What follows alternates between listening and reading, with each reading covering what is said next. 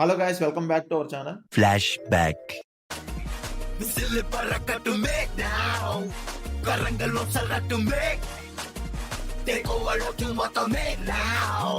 మీరు నిజంగా చెప్తున్నా, ఒక బస్తా పేపర్లు ఎక్కువే తీసుకెళ్ళండి ఏ థియేటర్కి వెళ్ళినా సరే.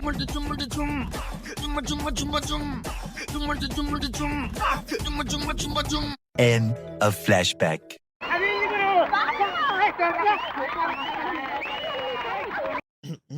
అరే ఏట్రో ఆపే, ఇంకా ఈ వీడియో లాస్ట్ వరకు ఏ రేంజ్ లో ఉంటుందో అర్థమే ఉంటది.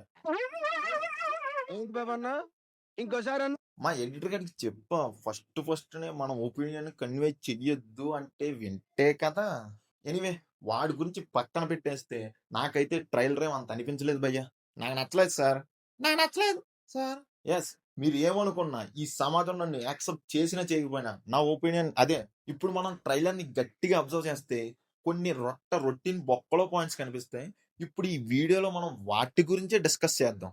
ఇప్పుడు నేను చెప్పే పాయింట్స్ కాకుండా ఇంకా వేరేవి మూవీలో మంచి పాయింట్స్ ఉంటే తీసుకుని ఫుల్గా ఎంజాయ్ చేస్తా. దాంట్లో ఎలాంటి డౌట్ అయితే లేదు. ట్రైలర్ అయితే వచ్చింది, చూసాం కదా. ఫస్ట్లీ మనం స్టోరీని బేసిక్ లెవెల్లో ప్రొడక్ట్ చేయడానికి ట్రై చేద్దాం. అంటే లీస్ట్ అండ్ వర్స్ట్ కేస్ అనమాట. తగలబెట్టండి సార్ నిరంజన్ గారు. మంచి హై ఎక్స్పెక్టేషన్స్ తో ట్రైలర్ అయితే చూసా. తర్వాత ఒకటే అనిపించింది, లాస్ట్ గా లోకిమావ మూవీ లియో అంతగా వర్క్ అవ్వలేదని విక్రమ్ మూవీ టెంప్లెట్ కు పోయి ఉంటాడని నా అభిప్రాయం. అంటే విక్రమ్ మూవీ చాలేది ఈ ట్రైలర్ లో చాలా గట్టిగా గమనించా. అదే అండి, లోకిమావ స్మగ్లింగ్ ఉంటది కానీ కాకపోతే ఈసారి గోల్డ్ వచ్చేసి మీద ఉంటది. దాని హెడ్ వచ్చేసరికి మన కింగ్ నాగార్జున అనమాట. వాళ్ళ కింద పనిచేసే వాళ్ళే ఈ Soubin. Next Sathyaraj, Upendra and Rajini friends అయ్యి ఉంటారని నా అభిప్రాయం. అండ్ వీళ్ళ ముగ్గురు ఒక ప్లేస్ లో కూలీగా పనిచేస్తూ ఉంటారు అనుకుంటా. శృతి పాప వచ్చేసరికి సత్యరాజ్ గారి కూతురు అనుకుంటా.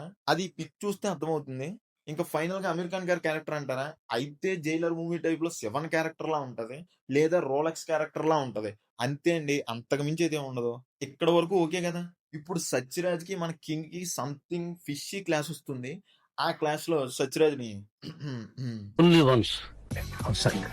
నాకెందుకో చచ్చిపోతాడేమో అనిపిస్తుంది. అక్కడి నుంచి ఓల్డ్ రివెంజ్ స్టోరీ షురూ హోగయా. అంతే అండి, నాకైతే అలాగే అనిపించింది ట్రైలర్ చూసాక. అంతెందుకు గాని ఒక్క మొక్కలో చెప్పాలంటే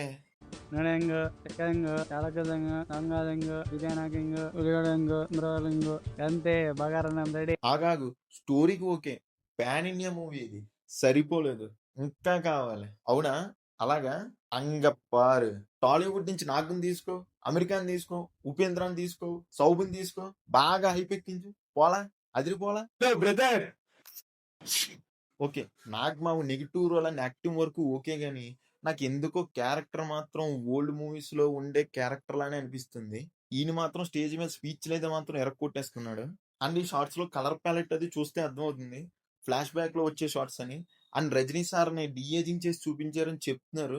నాకైతే అంత నాలెడ్జ్ లేదు, చూడాలి ఎలా ఉందో ఏంటో. మరి విజయ్ లుక్ లా లేకుండా ఉంటే చాలు, అదే 10,000. నాకు ట్రైలర్ లో మస్త్ అనిపించిన మనీ షాట్స్ కూడా ఉన్నాయి. అవునా, నిజమా? మెయిన్ గా ట్రైలర్ లాస్ట్ లో వచ్చే నెగిటివ్ షాట్ అయితే మస్త్ అనిపించింది, చాలా బాగా నచ్చింది.